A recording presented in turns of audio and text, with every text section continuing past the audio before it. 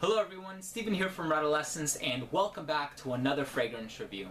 And in this video, I'm very happy to be sharing with you my thoughts on a fragrance from the house of Clive Christian, the niche house of Clive Christian. And the fragrance is known simply as V. Here is the bottle. This is the Deluxe Traveler Atomizer bottle, the official bottle for this company. It was released in 2012, and the perfumer who works on Clive Christian fragrances is Geza Schoen. So Geza Schoen has done fragrances for Clive Christian, Hormone Jane, as well as Eccentric Molecules. Now, the history of Clive Christian fragrances, before there was even an affiliation with Clive Christian, actually dates back to 1872, which is when the Crown Perfumery Company was established in Britain. And they originally started off catering to the high society of London and other parts of Europe, until eventually they were bought out by Clive Christian in his pursuit for luxury in 1999. So he wanted to restore some of these traditions to Britain and then eventually other parts of the world, now being that you can find this fragrance in department stores in the United States, most notably select Saks Fifth Avenue stores. And in doing so, he decided to adapt the image of these fragrances. So they were actually given permission by Queen Victoria to use the image of her crown as a top to their bottles. So when he bought out the company in 1999 and revived these fragrances, which I guess for a while were out of production, he also decided to adapt this iconic look in traditional image, not only in the style of the bottle, but in the cap design as well. And then eventually that line was replaced by his own line of fragrances, which now is broken up into a few different lines. There's the Definitive Collection, and there's also the Private Collection, of which this fragrance is a part. So the Private Collection does contain a few different fragrances, and the most notable of which is V. Now, V stands for Victoria, but believe it or not, it's not for Queen Victoria, but it's for the eldest daughter of Clive Christian. Even though some elements of the fragrance, the woman's fragrance, if I'm not mistaken, were inspired by Queen Victoria, like the jasmine that she wore in her hair, but this is the men's version. And as with all other Clive Christian fragrances, the men's version and the women's version smell very different from each other. So in composing the women's version, not the men's version, he wanted to capture the essence of his daughter's lively and poetic nature. So I'm going to let you know what I think about one of the most expensive perfumes in the world. Next up, let's take a look at the presentation. Now here we have the Deluxe Official Traveler Spray for Clive Christian's V. So this is not the full presentation, but for it being just a travel atomizer, this is a beautiful presentation. So first of all, it does come in this felt velvety pouch. You have Clive Christian written here in the front, and you have these drawstrings here at the top, and on the reverse side you have the Clive Christian V logo, and on the reverse side of that you have some information and background on the fragrance. Really nice attention to detail, and if you do take a look at the full 50 milliliter presentation, it does have a beautifully constructed box, and it even comes in the coffin presentation, which is similar to Mona Diorio fragrances as well as By Kilian fragrances. So as far as that presentation goes, it's a 10 out of 10. Now let's take a look at the bottle. So here's what the travel atomizer looks like. You do have the crown at the top, which is of course fashioned after Queen Victoria's crown. You have Clive Christian embossed into the crown. When you take that off, on the inside you can see the Crown Perfumery Company logo on the inside of the crown. That's just phenomenal attention to detail. You have that same logo engraved in the top of the atomizer, and you have it portrayed here on the front of the bottle as well, with the established date down here at the bottom, which is 1872. On the very bottom of the bottle you will find a sticker with some more relevant information, like the size and the concentration, and that has pretty much been the presentation for Clive Christian's V. The type of man who I can imagine wearing V by Clive Christian is someone who has a very calm, sensual, and good-mannered personality, but with a very collected outward exterior. Now this is a frankincense-based fragrance, and the formal name given to the frankincense resin is known as olibanum. And olibanum's use in perfumery dates back to antiquity, so of course this fragrance is a nod at that. Now, even though this is a frankincense-based fragrance, it doesn't necessarily have the ecclesiastical evocation that other frankincense-based fragrances possess. And I'm thinking of fragrances like Incense Avignon by Comme des Garçons, Full Incense by Montal, and other fragrances where the note of frankincense is very heavy-hitting and packs a punch. In this fragrance, on the other hand, it is more of a secondary note, as dominant as it is in this fragrance. And it's more of the foundation and skeleton of the composition because it's ornamented in so many different ways. Now, frankincense to me has a lemony pine smell, and you do get some citrus nuances from this composition, as it does open up with a melange of citrus. Now, of course, the citrus is very volatile in nature because you do have a smaller molecular structure, so they do evaporate and etherealize rather quickly, but they do promote a very refined, luxurious, and classy introduction to the composition. After they do eventually evaporate, you are left with the mid, which is comprised of resins and spices. Now, a lot of these resins will linger in the very dry down of the composition, so they can be considered base notes, but what you get from the mid is a melange of different spices. So there is white pepper, black pepper, and pink pepper.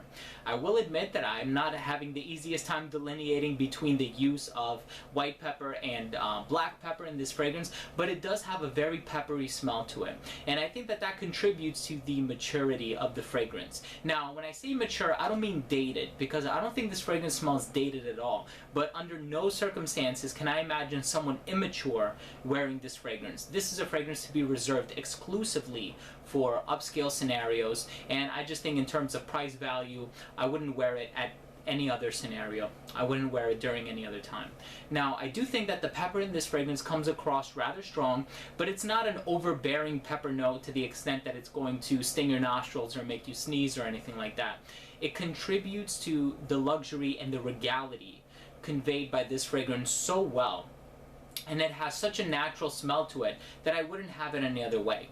Now, I'm not necessarily saying that natural is better than synthetic, because I do think that perfume is art, and art is imitation of reality. Why imitate reality with the real thing? You want to use an imitation.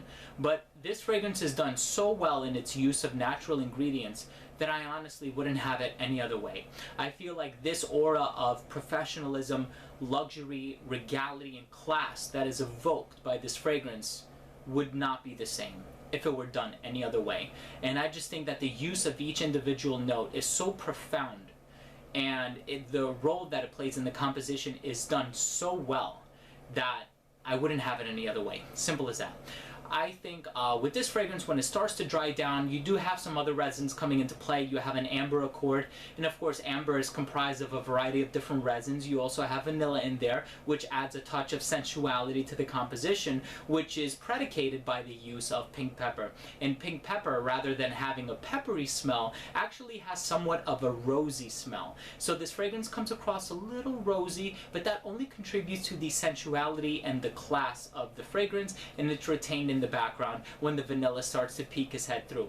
Now, you also have a woody base to the composition, and the woodsy nuances used in this fragrance are oud, which is also known as agarwood, as well as cedarwood, and I think I pick up on a little bit of guaiac wood as well, although it's not formally listed as a note. Now, cedarwood gives it that classy, masculine, woodsy edge, all the while oud adds that exclusivity to the composition, but a very mild animalic nuance, which I think promotes the luxurious feel of this fragrance. I think if it weren't for that animalic touch, it would rather retain simplicity, whereas now it adds complexity.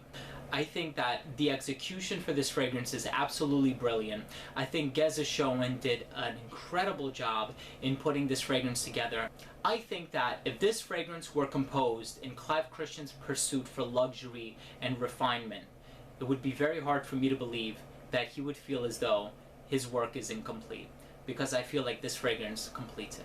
If you would like more information on Clive Christian's V, please make sure to get in contact with Tina Khoury, who is the department manager at the Saks Fifth Avenue location in Bal Harbour, Florida. I'm going to leave a link to her information down in the description section below, as well as email addresses and phone numbers. And you can also get in contact with my good friend and fellow YouTube fragrance reviewer Renee Zayas. I will also leave his information down in the description section below. He happens to work at that Saks Fifth Avenue location, and please keep in mind this fragrance is only available at select Saks Fifth Avenue locations. So if you do have any questions on this fragrance or any other Clive Christian fragrance, please make sure to get in contact with either one of them. Thank you so much for watching. Last up, we have the rating.